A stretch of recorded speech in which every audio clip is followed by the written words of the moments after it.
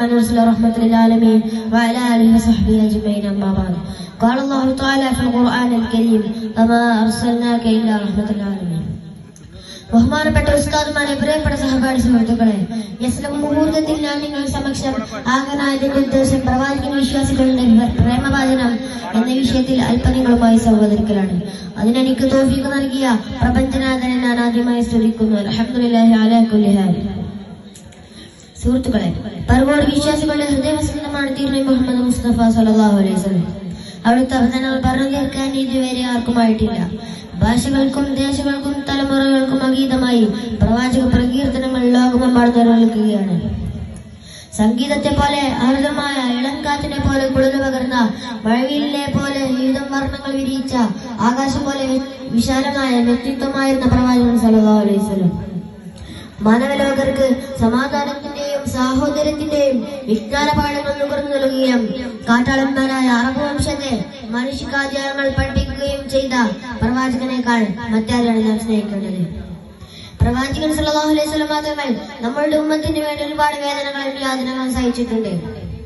എന്തിനേറെ പറയണം, സ്വന്തം മരണസമയത്ത് പോലും സ്വന്തം ശരീരത്തിന്റെ വേദന കേൾക്കാതെ തന്റെ സമൂഹത്തിനെ മാത്രം ഓർത്ത് എന്റെ സമൂഹമേ എന്ന് വിങ്ങിപ്പൊട്ടിയ പ്രവാചകനെ സ്നേഹിക്കേണ്ടത് നമ്മുടെ ധർമ്മമാണ്. അതുകൊണ്ട് തന്നെയാണ് പ്രവാചകൻ സല്ലല്ലാഹു അലൈഹി വസല്ലം തങ്ങൾ പറയുന്നത്, ലാ യുഅ്മിനു അഹദുക്കും ഹത്താ യകൂന ഹബ്ബു ഇലൈഹി മിൻ വാലിദിഹി വലദിഹി വന്നാസി അജ്മഈൻ. സ്വന്തം മാതാപിതാക്കളെക്കാളും മക്കളെക്കാളും മറ്റുള്ള ജനങ്ങളെക്കാളും എന്നെ സ്നേഹിക്കുന്നത് വരെ ഒരാളും യഥാർത്ഥ വിശ്വാസിയാക്കുകയില്ല. പ്രവാചക സ്നേഹത്തിന്റെ ഒരുപാട് ഉദാഹരണങ്ങൾ നമുക്ക് മുമ്പിൽ കഴിഞ്ഞു പോയിട്ടുണ്ട്. കഴുമരത്തിലേറ്റാൻ പോകുന്ന സമയത്ത് ബഹുമാനപ്പെട്ട ഖുവൈബ് റളിയല്ലാഹു അൻഹുവിനോട് താങ്കളെ ഞങ്ങൾ വിട്ടയക്കാം, പകരം മുഹമ്മദിനെ ഞങ്ങൾക്ക് വിട്ടു തരണം എന്ന് പറഞ്ഞപ്പോൾ ഇവിടുത്തെ കാലത്ത് മുള്ള തടക്കുന്നത് പോലും എനിക്ക് ഇഷ്ടമല്ല എന്ന് മരണത്തെ വെല്ലുവിളിച്ച് പറഞ്ഞിട്ടുണ്ടെങ്കിൽ പ്രവാചക സ്നേഹത്തിന്റെ ഒരു അംശമെങ്കിലും നമ്മുടെ ഹൃദയങ്ങളിൽ ഉണ്ടാവേണ്ടതുണ്ട്. മദീനയിലെ ചുറ്റുപുഴുന്ന മരുഭൂമിയിലെ നടക്കുകയായിരുന്ന ഇമാം ശാഫിഈ റളിയല്ലാഹു അൻഹുവിനോട് വാഹനപ്പുറത്ത് യാത്ര ചെയ്തുകൂടെന്ന് ചോദിച്ചപ്പോൾ നബി സല്ലല്ലാഹു അലൈഹി വസല്ലം തങ്ങൾ അന്ത്യവിശ്രമം കൊള്ളുന്ന മദീനയിൽ വാഹനപ്പുറത്ത് യാത്ര ചെയ്യാൻ എനിക്കാവില്ല എന്ന് മറുപടി കൊടുത്തെങ്കിൽ അത് പ്രവാചക സ്നേഹത്തിന്റെ ഉദാത്ത മാതൃകയാണ്. പ്രവാചക സ്നേഹത്തിന്റെ ഉദാത്ത മാതൃകയായിരുന്ന അബൂബക്കർ സിദ്ദീഖ് റളിയല്ലാഹു അൻഹു പറയുകയുണ്ടായി, വല്ലാഹു ഖറാബതി റസൂലുള്ളാഹി സ്വല്ലല്ലാഹു അലൈഹി വസല്ലം അൻ അസ്ലമ മിൻ ഖറാബതി.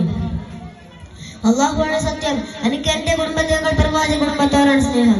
അതുകൊണ്ട് തന്നെയാണ് ഫത്ഹു മക്ക വേളയിൽ സ്വന്തം പിതാവ് അബൂ ഖുഹാഫ ഇസ്ലാം സ്വീകരിച്ചപ്പോൾ അദ്ദേഹം സന്തോഷിക്കുന്നതിന് പകരം വിതുമ്പിക്കരഞ്ഞത്. കാരണം അന്വേഷിച്ച പ്രവാചകനോട് സിദ്ദീഖ് റളിയല്ലാഹു അൻഹു പറഞ്ഞത്, തന്റെ പിതാവ് അബൂ ഖുഹാഫ ഇസ്ലാം സ്വീകരിക്കുന്നതിനേക്കാൾ അവിടുത്തെ പിതാമഹൻ അബൂ ത്വാലിബ് ഇസ്ലാം സ്വീകരിക്കുകയായിരുന്നു എനിക്കിഷ്ടം എന്ന് മറുപടി കൊടുത്തിട്ടുണ്ടെങ്കിൽ ഇത് പ്രവാചക സ്നേഹത്തിന്റെ ഉദാത്ത മാതൃകയാണ്. പ്രിയമുള്ളവരെ, ഉർവത്ത് ബിൻ മസ്ഊദ് റളിയല്ലാഹു അൻഹു പറയുകയുണ്ടായി, പ്രവാചകനെ തന്റെ അനുജന്മാർ ബഹുമാനിക്കുന്നത് പോലെ മറ്റൊരു അനുയായികളുടെയും രാജാവിനെയും ബഹുമാനിക്കുന്നതായി ഞാൻ കണ്ടിട്ടില്ല. നബിയന്മാരെ വുളൂ ചെയ്യുകയാണെങ്കിൽ തങ്ങളുടെ ശരീരത്തിൽ നിന്നും ഒറ്റവീണ് ജലത്തുകളിൽ കരസ്ഥമാക്കാൻ അവരോട് എടുക്കുമായിരുന്നു. ഇത്തരത്തിലുള്ള പ്രവാചകാനുരാഗപാതയിൽ പ്രവേശിക്കാൻ നാഥൻ തൗഫീഖ് നൽകട്ടെ എന്ന് പ്രാർത്ഥിച്ചുകൊണ്ട് ഞാൻ എന്റെ വാക്കുകൾക്ക് വിരാമം ഇടുന്നു.